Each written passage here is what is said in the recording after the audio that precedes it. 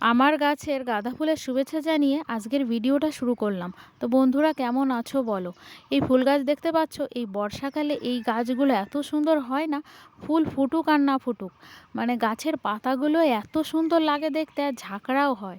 এই দেখো আমার গাছ একটা লঙ্কা গাছে তো লঙ্কা ধরেছে, লঙ্কা গাছটাও খুব সুন্দর হয়েছে বৃষ্টি পড়ে। তো এই গরমে তোমরা কেমন আছো বলো। আমি খুব একটা ভালো নেই, তো এই গরমে খুব শরীর খারাপ করছে, ওই জন্য রিলস ভিডিও করতে পারছি না, তো বড় ভিডিও তোমাদের সামনে একটা শেয়ার করলাম। তো রান্না করছি আমি পটল চিংড়ি, তো হালকা মশলা দিয়েই করব আর কি। মশলাটা দিয়ে দেখো কষিয়ে নিচ্ছি। এই গরমে হালকা পাতলা খাবার খাওয়াই ভালো। কষানো হয়ে গেছে, জলটা দিয়ে দিচ্ছি। আমি এখানে কোনো শুকনো লঙ্কার গুঁড়ো কিংবা শুকনো লঙ্কাই ব্যবহার করিনি, জাস্ট কাঁচা লঙ্কা যেগুলো একটু পেকে যায়, লাল হয়ে যায়, ওইগুলোই ব্যবহার করেছি। তো কালারটা অতটা ভালো আসবে না জানি, তবুও শরীর খারাপ করছে, তো ওই জন্য শুকনো লঙ্কাটা এড়িয়ে গেলাম। তো এখানে হলুদ গুঁড়ো আর লবণ দিয়ে দিলাম একটু, তো আর একটু ফোটাবো,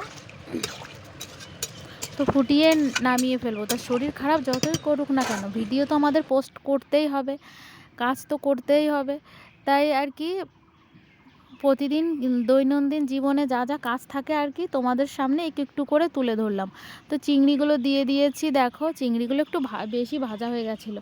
কি বলো তো বন্ধুরা, মোবাইলে দেখা আর রান্না করা তো একটু চাপ হয়ে যায় আর কি। তো এই যে গুঁড়ো মশলাটা দিয়ে নামিয়ে ফেলবো।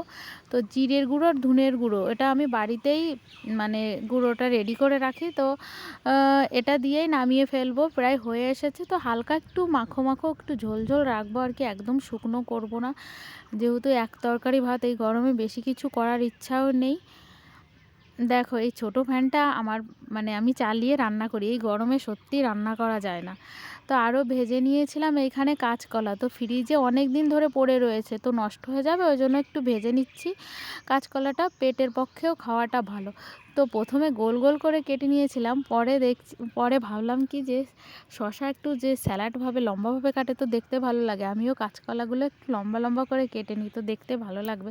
তো এই দেখো লম্বা লম্বা করে কেটে নিয়ে ভেজে নিচ্ছি। তো ভাজা প্রায় হয়ে এসেছে, খেতে বসবো আমরা। চলো ভাতটা বেড়ে নিই। তো এ দেখো ভাতটা বেড়ে নিয়েছি, আর ছিল পেঁপে সেদ্ধ।